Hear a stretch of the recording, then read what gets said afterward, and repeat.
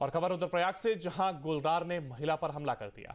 गुलदार के हमले में महिला की मौत हो गई है। जखोली ब्लॉक के जयंती गांव में दहशत का माहौल बना हुआ है। महिला की मौत हुई है और मौत की वजह गुलदार का हमला बताया जा रहा है और यही वजह है कि अब जयंती गांव में दहशत का माहौल बन गया। दरअसल यहां गुलदार ने महिला पर हमला कर दिया है। रुद्रप्रयाग से जानकारी, गुलदार के हमले में महिला की ये मौत और जखोली ब्लॉक के अब जयंती गांव में दहशत का यह माहौल बना हुआ है।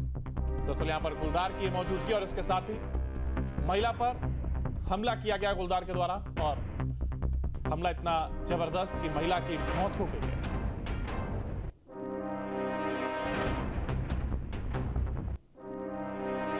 रुद्रप्रयाग पुलिस को बड़ी सफलता मिली है। हेलीकॉप्टर टिकटों की कालाबाजारी का खुलासा किया गया है। गिरोह के 2 शातिर सदस्य गिरफ्तार हुए। मध्य प्रदेश के तीर्थयात्री ने की थी शिकायत, तो वहीं गुप्त काशी थाने में यह शिकायत दर्ज कराई गई थी। तो एक और जहां पुलिस को बड़ी सफलता मिली है। दरअसल हेलीकॉप्टर की जो टिकटें उनकी कालाबाजारी का एक खेल यहां पर चल रहा था और अब इसी का खुलासा किया गया और इसके साथ ही 2 लोगों की गिरफ्तारी इसमें की गई है। यानी कि मामला कहीं ना कहीं सही पाया गया और गिरफ्तारी हुई 2 शातिर सदस्य गिरोह के, जो कि इसमें पुलिस के हत्थे चढ़े हैं। मध्य प्रदेश के तीर्थयात्री ने शिकायत की थी और पुलिस के द्वारा कार्रवाई की गई और 2 लोगों को अपनी गिरफ्त में लिया गया। गुप्तकाशी थाने में शिकायत दर्ज की गई, जिस पर पुलिस ने एक्शन लेते हुए और कार्रवाई नहीं की। 2 लोगों को गिरफ्तार भी किया गया है। दरअसल हेलीकॉप्टर टिकटों की कालाबाजारी का यह खुलासा करते हुए पुलिस के द्वारा गिरफ्तारी की गई।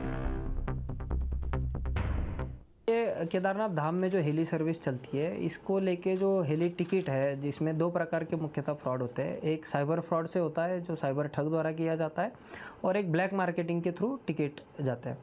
तो इसमें दोनों के लिए हमने अलग अलग स्ट्रेटेजीज बना के इसमें फाइट किया। साइबर की अगर बात करूँ तो पिछले साल हमें लगभग 650 कंप्लेंट मिली थी। इस साल अभी वो लगभग 12 से 13 है। तो हमारी जो डिजिटल वॉलंटियर और साइबर की टीम है, उसने अच्छा काम इस बार किया है।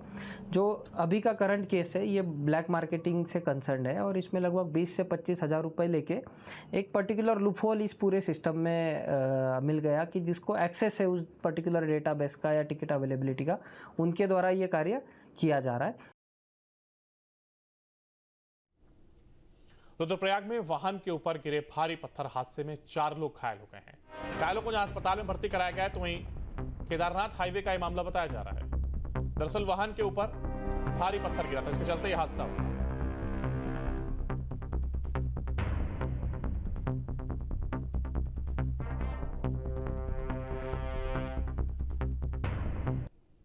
झारखंड के मुख्यमंत्री हेमंत सोरेन ने अपनी पत्नी और परिजनों के साथ केदारनाथ धाम पहुंचे तथा केदार बाबा के दर्शन किए और सुख समृद्धि की कामना की है।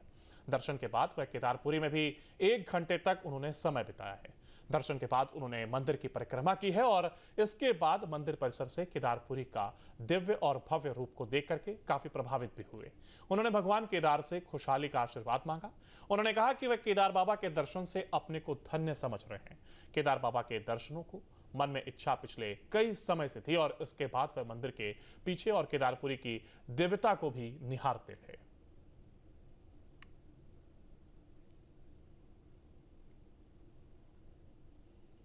उत्तराखंड हाईकोर्ट के निर्णय के बाद केदारनाथ यात्रा में सूर्योदय से पहले और सूर्यास्त के बाद घोड़े खच्चरों का संचालन नहीं होगा। यदि किसी घोड़े खच्चर संचालक की ओर से जबरन नियमों को तोड़ करके संचालन किया जाता है तो उसके खिलाफ कार्रवाई की जाएगी। तहसील प्रशासन, ऊखीमठ और पशुपालन विभाग की ओर से इस दिशा में कड़ी नजर रखी जा रही है। बता दें कि केदारनाथ धाम की यात्रा में हजारों घोड़े खच्चरों का संचालन होता है। कुछ घोड़े खच्चर यात्रियों को तो कुछ आवश्यक सामग्री को धाम तक ढोते हैं।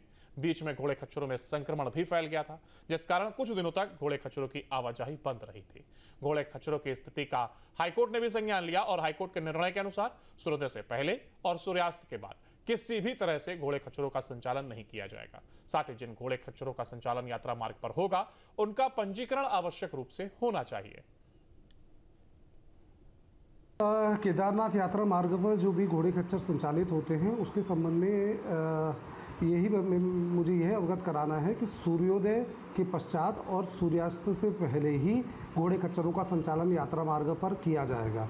इसके पश्चात यदि यात्रा मार्ग पर किसी भी घोड़े खच्चर का संचालन किया जाता है तो ऐसी परिस्थिति में संबंधित व्यक्ति के विरुद्ध विधिक कार्रवाई, जो भी नियमानुसार कार्रवाई है, वो कार्रवाई उनके विरुद्ध अमल में लाई जाएगी।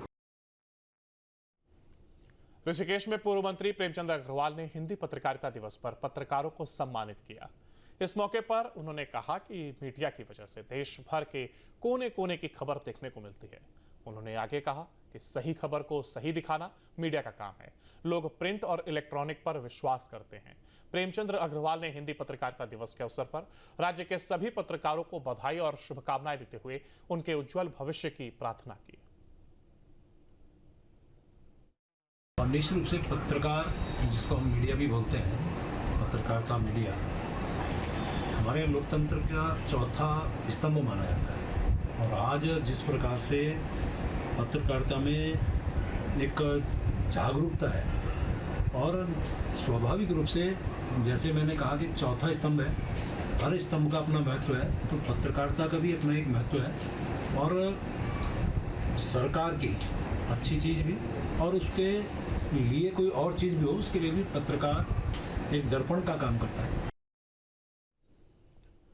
यमुना नदी तट पर तिलाड़ी शहीद दिवस कार्यक्रम का आयोजन किया गया। तो वहीं इस दौरान पुरानी पेंशन बहाली को लेकर के आंदोलनरत कर्मचारियों सहित सैकड़ों लोगों ने वीर शहीदों को नमन करते हुए श्रद्धांजलि अर्पित की है।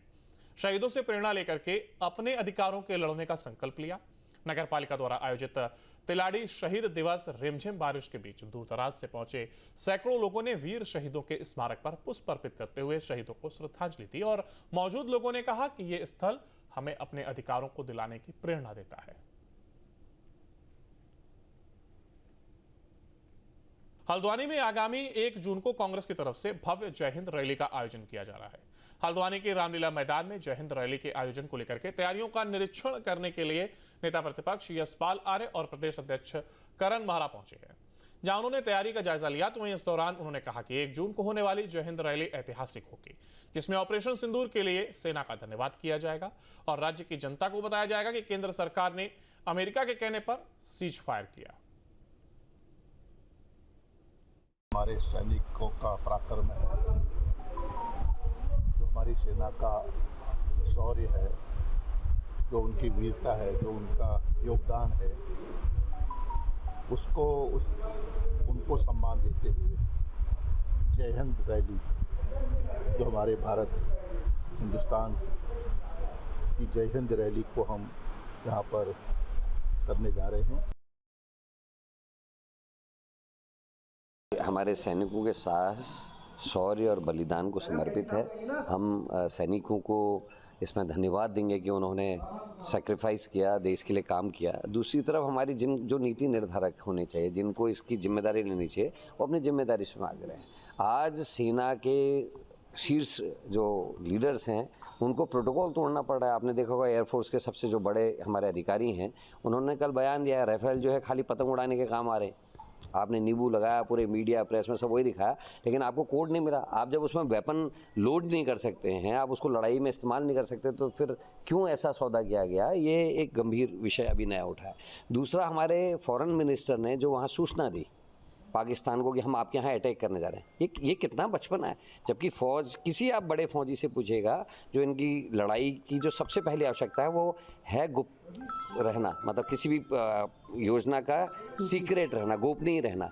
और आप बता रहे कि आपके हम आतंकवादी ठिकानों में आक्रमण करने वाले हैं, और सबको पता पाकिस्तान की सेनाएं आतंकवादी पैदा करती है। जहाँ भक्ति है हर शब्द में, कथाओं में छुपे हैं दिव्य रहस्य, और ज्योतिष देता है जीवन को दिशा। धर्म से जुड़ी हर बातों को जानने के लिए हमारे चैनल स्तुति को सब्सक्राइब करें।